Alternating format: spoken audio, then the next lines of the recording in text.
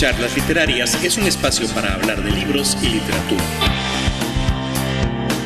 Bienvenidos al cuarto episodio de la tercera temporada.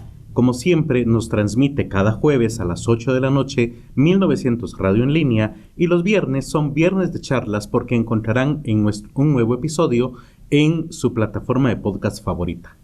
Yo soy Javier Martínez, licenciado en Letras, antropólogo con posgrado en Lingüística, magíster en Comunicación, autor, editor y traductor. En este episodio vamos a hablar acerca de las teorías de la traducción. Debo comenzar mencionando que durante el episodio abordaremos un enfoque que se concentra más en la traducción literaria y no tanto en otros tipos de traducción especializadas, como por ejemplo la jurídica, la científica, la técnica, entre muchas otras, porque primero por la naturaleza del podcast que se centra en la literatura y también porque resulta un poco más claro los ejemplos hablando acerca de literatura. Bien, ¿por qué es importante o para qué sirven las teorías? Bueno, permiten estudiar, analizar y comprender los distintos fenómenos sociales, uno de ellos, la traducción, desde diferentes abordajes o desde diferentes perspectivas. Pocas son realmente de uso práctico para el trabajo cotidiano del traductor, y esto es importante, ya que son más útiles realmente para estudiar lo que hace el traductor y el producto cultural que genera la traducción, que para realmente ejecutarlas o llevarlas a cabo durante el proceso de traducción. Una teoría explica qué pasa y no nos dice qué hacer. Eso es algo muy importante. Algunas teorías de las que vamos a ver hoy, por cierto, sí nos pueden dar algunos consejos muy concretos, pero la mayoría se dedican más que nada a la reflexión teórica. Por cierto, también hoy vamos a ver solamente algunas de las teorías acerca de la traducción, no todas porque no nos daría tiempo. Sin embargo, si les interesa conocer más acerca de este aspecto de la traducción, les recomiendo los cursos de teoría de la traducción que se imparten vía en línea. Pueden tomarlos desde Guatemala o desde cualquier otro país de Hispanoamérica y los pueden conocer en la página de la editorial en www.casama.com. Vamos a entender además en este episodio el concepto de texto de partida como el original. Digamos que queremos hacer una traducción del inglés al español, pues el texto en inglés sería el original, el texto de partida, y como texto de llegada o texto meta a la traducción. En este caso, el texto ya traducido al español, siguiendo el mismo ejemplo que estaba dando. Y hablando de ese ejemplo, vamos a hablar también o dar muchos ejemplos de la traducción en inglés y español por ser el tipo de traducción más común en Latinoamérica. Muchas veces, y esto se ve en algunas de las teorías de la traducción, cuando existen algunos idiomas que no son tan cotidianos, digámoslo así, tan usuales dentro de ciertas sociedades. Imaginemos una traducción del japonés al español. Para una editorial no solamente es difícil encontrar un traductor formado con experiencia y además experiencia literaria del japonés al español, pero va a encontrar muchos del inglés al español. ¿Qué se hace entonces? Las grandes editoriales contratan a famosos y destacados traductores que hagan una traducción del japonés al inglés y después se usa esa versión en inglés como que si fuera el original, y es de esa versión donde se sacan traducciones al español, al italiano, al portugués, etc. Por último, aclarar también que muchas veces en Latinoamérica la traducción se ejerce como algo meramente práctico. Vamos a encontrar traductores de gran experiencia que conocen perfectamente el teje y maneje de su oficio y sin embargo tienen todavía algunas falencias en cuanto al campo teórico. Esto se debe, como les decía hace un momento, a que realmente la teoría sirve para reflexionar sobre el quehacer de la traducción y no tanto realmente para saber cómo hacerlo. Muy bien, habiendo aclarado todo lo demás, vamos a hablar acerca de la primera teoría de la traducción que se conoce como la teoría de la equivalencia. Esta corresponde a lo que la mayoría de nosotros tenemos en mente cuando pensamos en traducir. En otras palabras, suponer que existe un término en un idioma al cual se le puede atribuir un equivalente en el idioma meta. Por ejemplo, el pronombre personal I en inglés tendría un equivalente en español que sería yo, o un equivalente en alemán como ich, por ejemplo. También en esta teoría de la equivalencia se da por sentado que dos idiomas expresan o pueden expresar lo mismo por ser ambos lenguajes. En otras palabras, yo le puedo decir a usted, deme un vaso de agua, que lo mismo daría si se lo dijera en inglés, en alemán, en francés, en cualquier otro idioma. Y el mensaje y la reacción en usted básicamente sería la misma. El elegir la mejor equivalencia hace la diferencia entre una traducción y otra. Por ejemplo, si tenemos la palabra car en inglés, al elegir carro, vehículo, coche, estamos hablando de diferentes niveles y calidades de traducción. No digamos ya si elegimos palabras como charnel, por ejemplo, en una forma bastante cotidiana, digámoslo así, de Guatemala, o por ejemplo nave, para el caso de México, que también conocemos en el idioma estandarizado. A eso se le conoce como la direccionalidad de la equivalencia, la cual puede ser 1 a 1. Por ejemplo, pensar que la equivalencia de la palabra dog es perro. Puede ser también una direccionalidad de 1 a varios conceptos. Por ejemplo, la palabra inglesa key, que puede tener un sentido de llave, pero también de solución, de tecla, de tono o incluso de clave.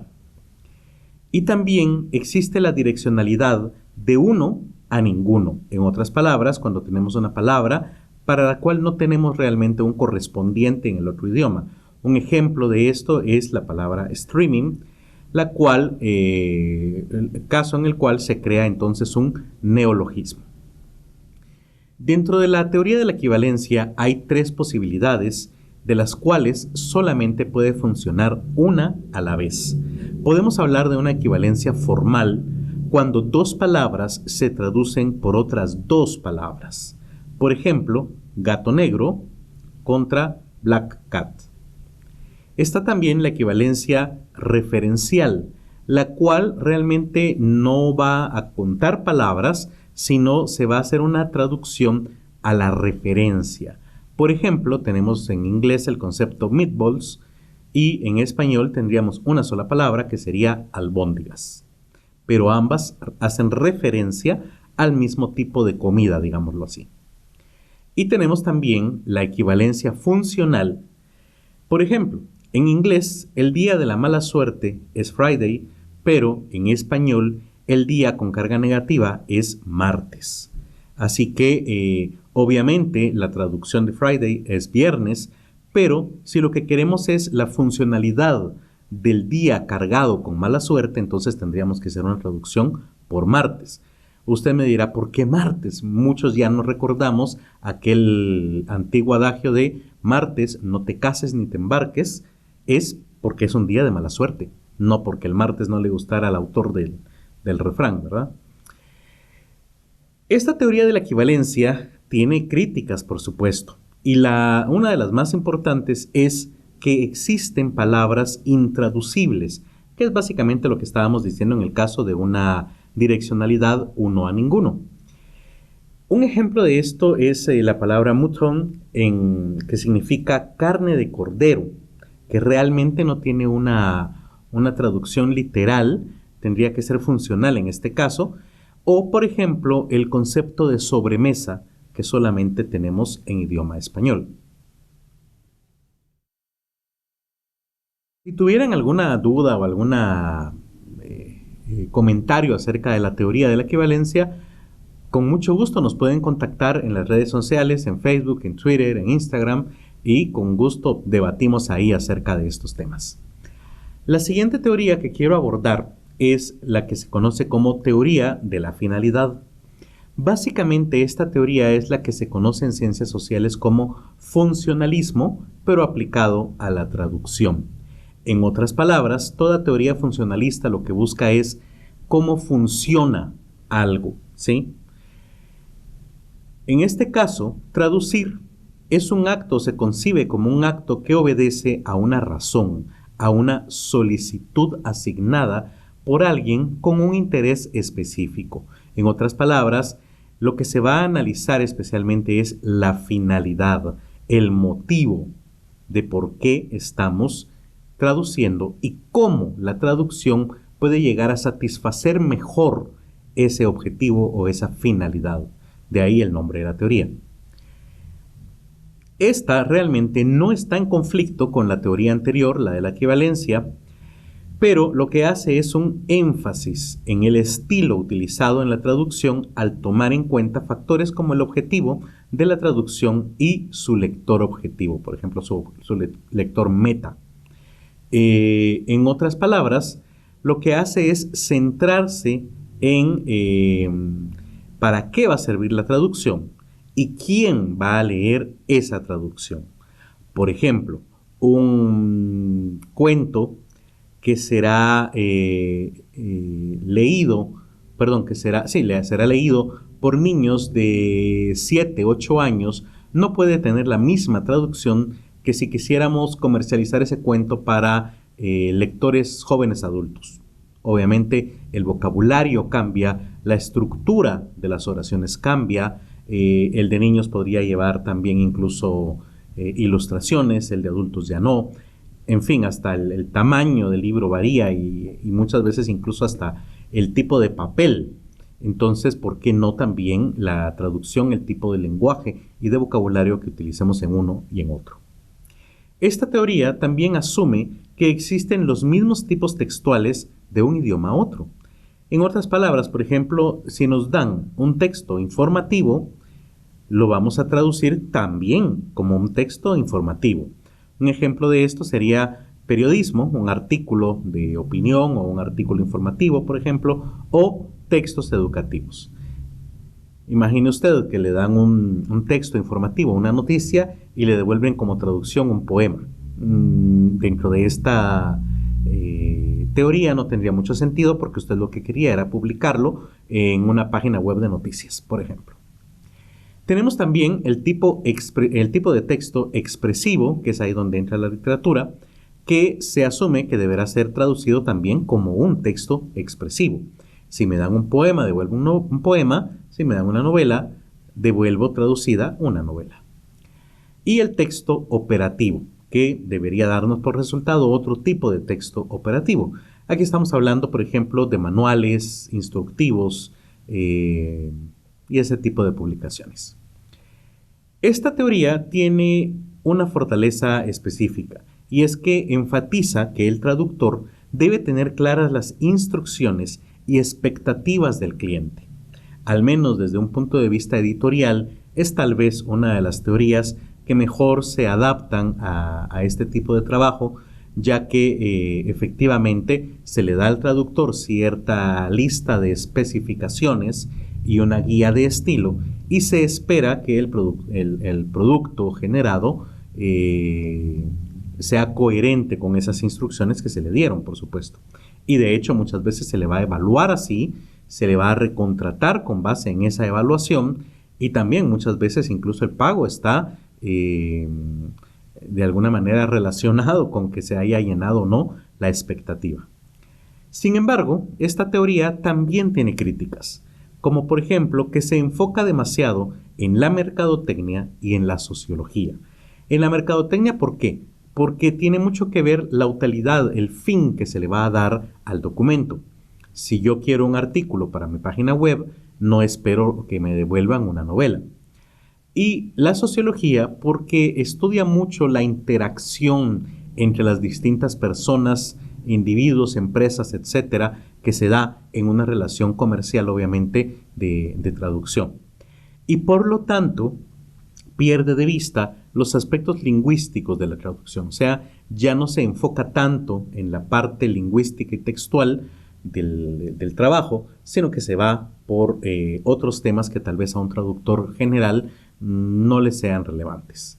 Esas son las características de la teoría de la finalidad y vamos ahora con la teoría descriptiva. Esta no se enfoca en analizar la traducción tal cual, sino más bien en el proceso de la traducción. Es la versión estructuralista de las teorías sociales aplicadas a la traducción. Una teoría estructuralista lo que hace es tratar de analizar la estructura de un fenómeno social, cómo se compone internamente y a la vez qué parte cumple o cómo funciona, digámoslo así, dentro de una estructura más grande que es la sociedad. En este enfoque literario, esta teoría estructuralista llamada descriptiva tiene más bien un enfoque literario con base en los formalistas rusos de inicios del siglo XX, ya por 1915 a 1930 más o menos, cuando estaba comenzando la lingüística, si recuerdan el episodio anterior.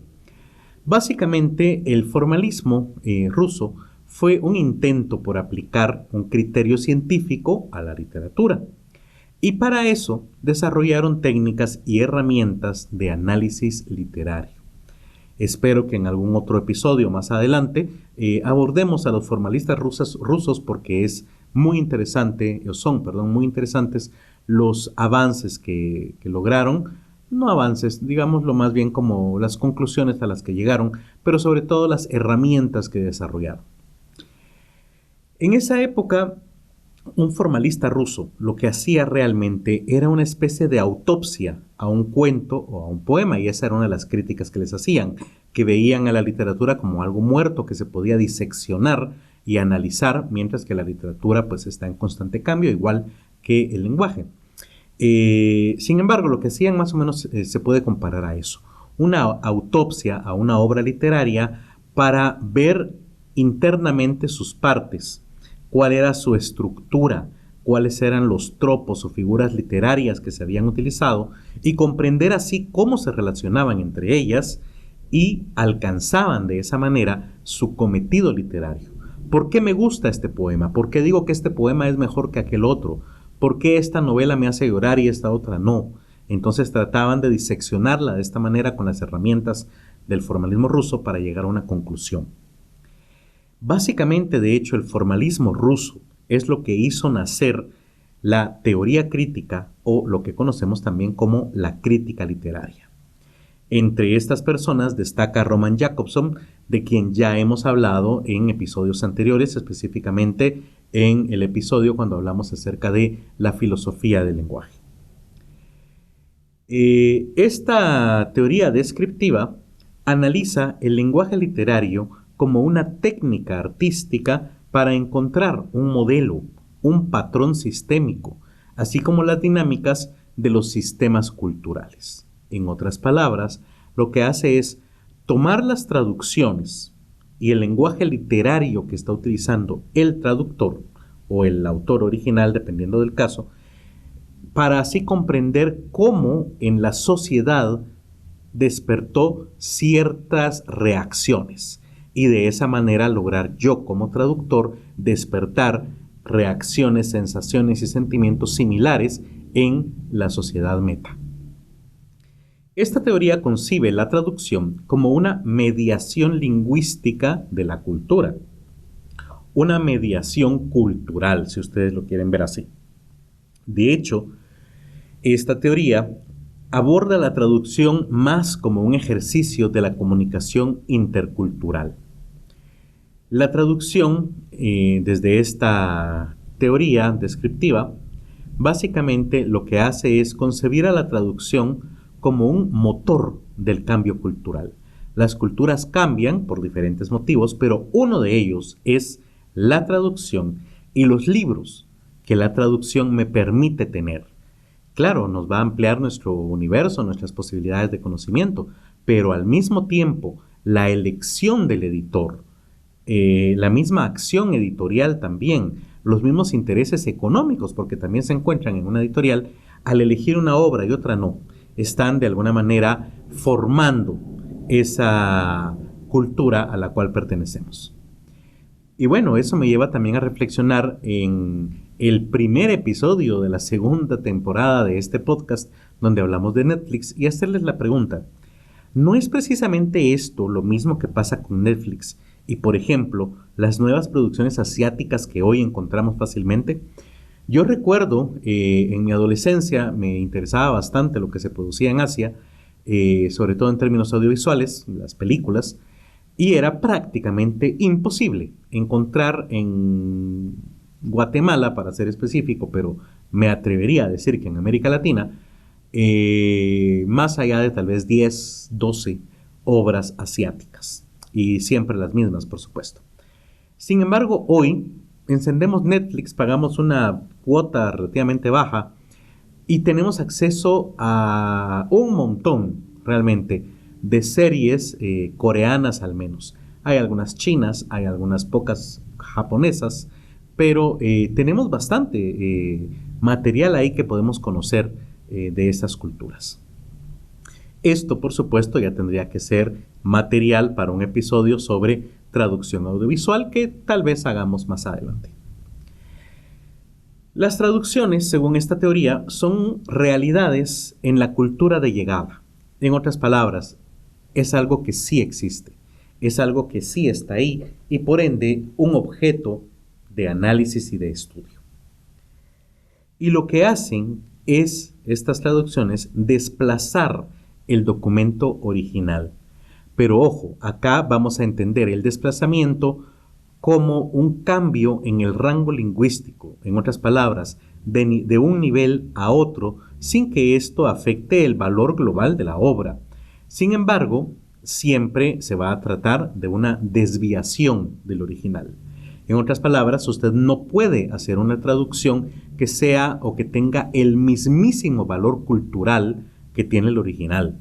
Por más que usted haya estudiado al autor, que trate de imitar su forma de hablar, que tenga definida en su memoria de trabajo los mejores sinónimos para el vocabulario específico que utilizaba ese autor, aún así, realmente lo que usted hace es una desviación de la obra original.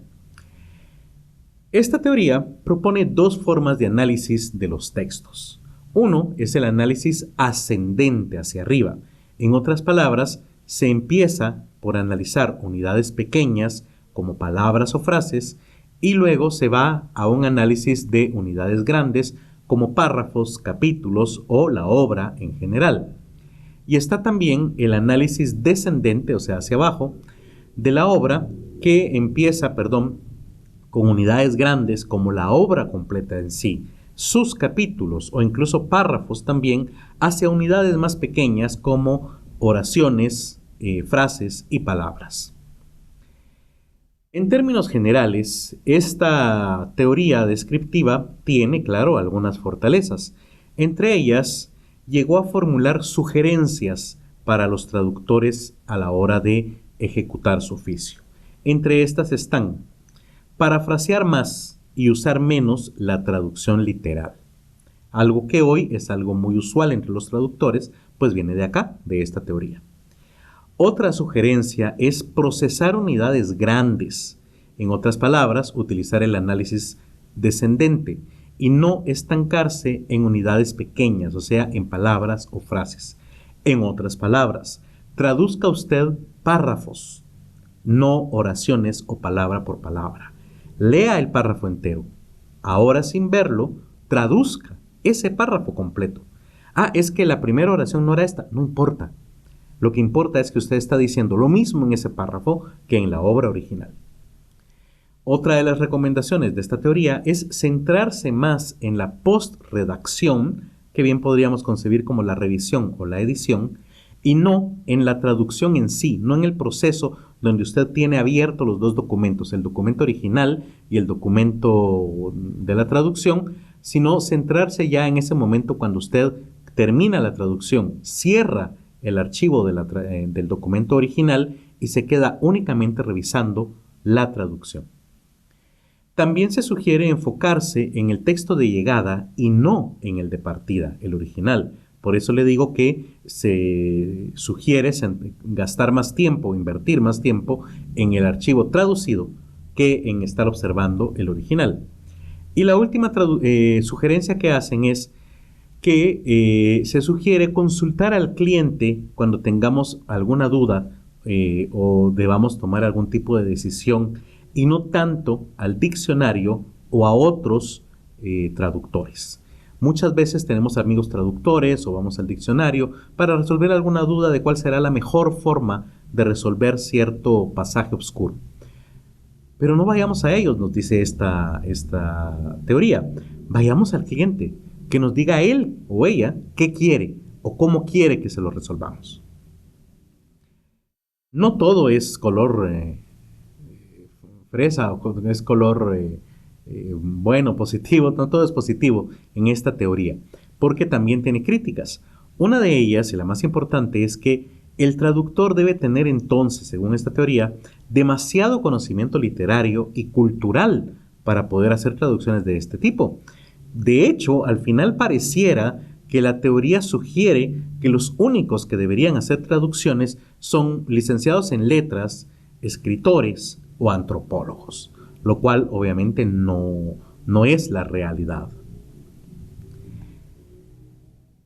Y para terminar, vamos a abordar la teoría indeterminista.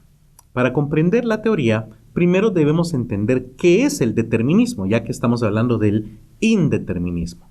Bueno, por determinismo entendemos afirmar que cierto factor es el más importante para que un fenómeno específico ocurra. Por ejemplo, la caída en un índice de la bolsa de valores puede explicarse por la decisión errónea y unilateral de un gigante comercial. Básicamente vemos un fenómeno, la caída de la bolsa, y esto se explica, tal vez tenga 2 o 3 explicaciones, pero está obvia, íntima y claramente relacionado con la decisión X de cierto grupo comercial. Si ellos no hubiesen tomado esta decisión, entonces no habría una caída o un alza en la bolsa.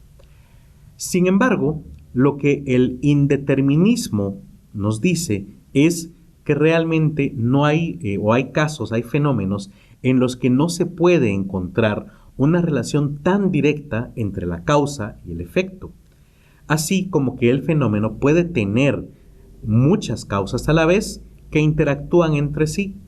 Un ejemplo de esto es la pobreza. No, aunque usted piense que el pobre es pobre porque quiere, realmente no es así. Hay una serie de factores sociales en la pobreza, como la educación, la economía, la violencia, la migración e incluso el machismo, entre otros muchos factores que no se me vienen a la cabeza en este instante.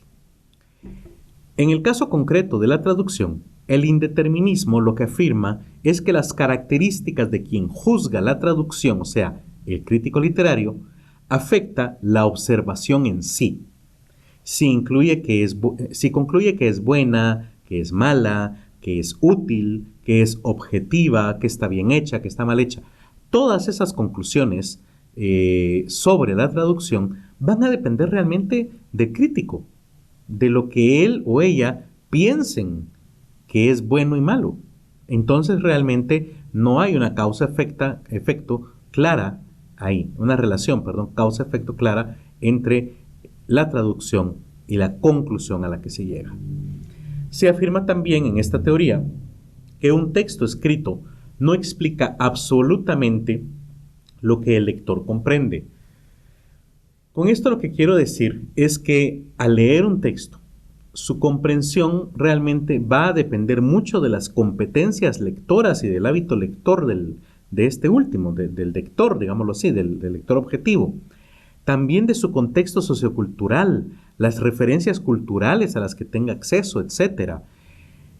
Por ejemplo, yo pude haber invertido 10 años de mi vida en traducir una obra de Shakespeare al español, y de pronto la lee una persona que no tiene hábito lector, que no le gusta el teatro, no le gusta leer, que no tiene más allá de primero primaria, y puede llegar a la conclusión que mi traducción es pésima, que es una basura. Perfecto. Obviamente, lo que él llegue a comprender de la obra realmente dice más de él o ella que de la obra y de la traducción. Eso es lo que nos dice esta teoría indeterminista, por supuesto. Por cierto, esta teoría también coincide con el constructivismo, el cual afirma que cada persona construye su propio conocimiento. El lector entonces construye su propia interpretación y valoración de la traducción, como el caso que les ponía de ejemplo. Pero pongamos otro ejemplo. Hay un traductor, un filólogo realmente muy famoso, cuyo nombre es Luis Segalá y Estaleya. Este filólogo español hizo las traducciones más conocidas de la Ilíada y la Odisea del latín al español, o del griego al español, del griego al español, perdón. Sin embargo, cuando él las hizo, se enfocó, o su grupo lector objetivo eran estudiantes universitarios de filología europeos. ¿Y qué es lo que tenemos hoy? Y aparte les estoy hablando de 1940-50. Resulta que hoy, 2022, algunas instituciones educativas compran estas traducciones porque ya son gratuitas, ya no tienen derechos de autor, y se las dan a estudiantes de 15, 16 años de básicos, bachillerato, secundaria, como le llamen ustedes en sus respectivos países, de 14, 15 años, latinoamericanos, a veces del área rural. Entonces, lo que van a encontrar ustedes ahí es que el lector va a toparse con esa traducción. ¿Es culpa del lector? No. ¿Es culpa de Luis Segalá y Estaleya? No, porque él tenía claro su grupo lector. El error ahí está en la persona que eligió esa traducción para un grupo o para objetivo al cual no estaba destinada esa traducción. Es ahí la importancia de elegir una buena editorial a la hora de adquirir libros para una institución educativa, por cierto. En otras palabras, un texto expresivo, como por ejemplo una poesía, puede llegar a convertirse en un texto informativo, tipo prosa, que más o menos, de hecho, es lo que hizo Luis Segalá y Estaleya al traducir el poema de la Ilíada en prosa. De tal manera que muchos de nosotros, cuando pensamos en la Ilíada y la Odisea, pensamos tal vez en una novela, en un cuento, pero realmente no lo es. El original era un poema. Así que esto nos altera de alguna manera el concepto o la idea que tengamos de estas obras también. Y de esta manera, por cierto, se contradice la teoría de la finalidad que nos decía que un texto expresivo, como un poema, siempre debía ser traducido como el mismo texto expresivo, otro poema, cosa que hay muy pocas traducciones en el caso de la Ilíada, por darles una idea. Esta teoría descriptiva nos dice que al existir diversas posibles traducciones de un mismo texto, se hace imposible prácticamente juzgar cuál es la mejor o medirlas con los mismos criterios. Dentro de esta teoría podemos hablar o pensar también en la deconstrucción con teóricos como Jacques Derrida, que también coinciden en deconstruir el texto, o sea, en otras palabras, analizar parte por parte sus elementos, llegar a la conclusión de cómo fue producido, y no solamente el texto, sino todas las personas o sujetos alrededor de ese producto cultural, el traductor, el editor, la casa editorial, la sociedad de la cual proviene el libro y hacia la cual va, y de tal manera de construirlo hasta comprender el significado real de ese producto cultural, no solo de la traducción. ¿Qué fortalezas tiene entonces la teoría del indeterminismo? Bueno, por ejemplo, afirma que la traducción siempre implica transformación. Eso es obvio, ya lo sabíamos, pero digamos que esta idea se basa precisamente en esta teoría. Pero también tiene críticas, como por ejemplo, que esta teoría realmente sirve para analizar la traducción, para hablar de ella, pero realmente no nos va a servir para traducir. En otras palabras, le servirá a un antropólogo, a un sociólogo que quiera estudiar el fenómeno de la traducción en la cultura guatemalteca, por ejemplo. Pero realmente un traductor en su día a día, en su oficio cotidiano, no le va a servir para absolutamente nada. Muy bien. Sin embargo, aunque no les sirva de nada, espero que el episodio les haya parecido interesante. Para mí toda esta cuestión, armazón teórica detrás de la traducción siempre me ha parecido muy interesante. Y recordarles que en este episodio realmente no nos dio tiempo de desarrollar todas las teorías que hay acerca de la traducción, pero si les interesa, les recomiendo entonces los cursos de traducción donde se abordan estos temas y más de la editorial Kazam-A. Los pueden conocer en su página web www.kazama.com. Me despido, como saben, mi nombre es Javier Martínez y me encuentran en todas las redes sociales como @_pacam o @pacam. Y los invito a seguir a nuestro patrocinador, la editorial Kazam-A, en Twitter, en YouTube, en Facebook e Instagram como @Kazam-A con H al final. ¿Nos quieren apoyar? Pues muchas gracias. Compartan y comenten el episodio en redes sociales y, por qué no, también compren los libros de la editorial Kazam-A. Nos escuchamos el próximo viernes de charlas. Charlas Literarias es producido y grabado en el estudio de la editorial Kazam-A. Encuentra este y otros episodios en Spotify, Google Podcast, Apple Podcast, YouTube y otras plataformas similares. Contáctanos en Facebook y Twitter como @charlasliter.